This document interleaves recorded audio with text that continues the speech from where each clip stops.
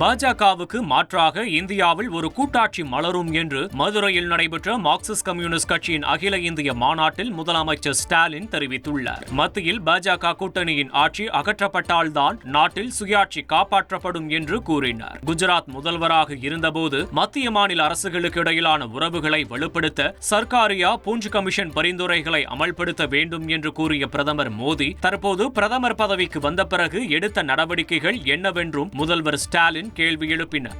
மாநில சுயாட்சி, கூட்டாட்சி, சமூக நீதி, மத நல்லிணக்கம் ஆகியவற்றுக்கு எதிரான, சுருக்கமாக சொல்லணும்னா மக்களுக்கு எதிரான பாஜக ஆட்சியோட முடிவில் தான் இந்தியாவில் கூட்டாட்சி மலரும். அதை உருவாக்க இந்தியா முழுவதும் இருக்கிற ஜனநாயக சக்திகளை திரட்டுவோம்.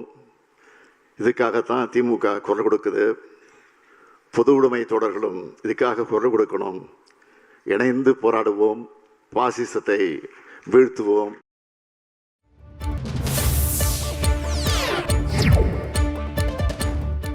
மதுரை இந்திய மார்க்சிஸ்ட் கம்யூனிஸ்ட் கட்சி மாநாட்டில் இஸ்லாமிய மக்களின் மீதான தாக்குதலை கண்டித்து தீர்மானம் நிறைவேற்றப்பட்டுள்ளது. மதுரை தமுக மைதானத்தில் இந்திய மார்க்சிஸ்ட் கம்யூனிஸ்ட் கட்சியின் 24வது மாநாடு நடைபெற்று வருகிறது. இந்த நிலையில் அக்கட்சியின் அரசியல் தலைமை குழு உறுப்பினர் பிருந்தா காரத் மாநாட்டில் கலந்து கொண்டார். பின்னர் செய்தியாளர்களை சந்தித்து பேசிய அவர் RSS, பாஜக மற்றும் சங் பரிவாரின் இஸ்லாமியர் மீதான வகுப்புவாத தாக்குதலை கண்டித்து தீர்மானங்கள் நிறைவேற்றப்பட்டுள்ளதாக தெரிவித்தார்.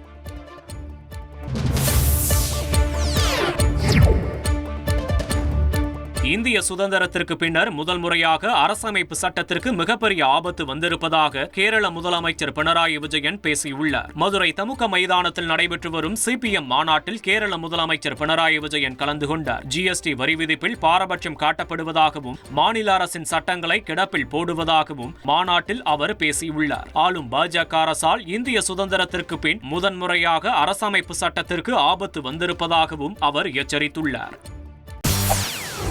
செய்திகளை உடனுக்குடன் தெரிந்து கொள்ள உடனே சப்ஸ்கிரைப் பண்ணுங்க.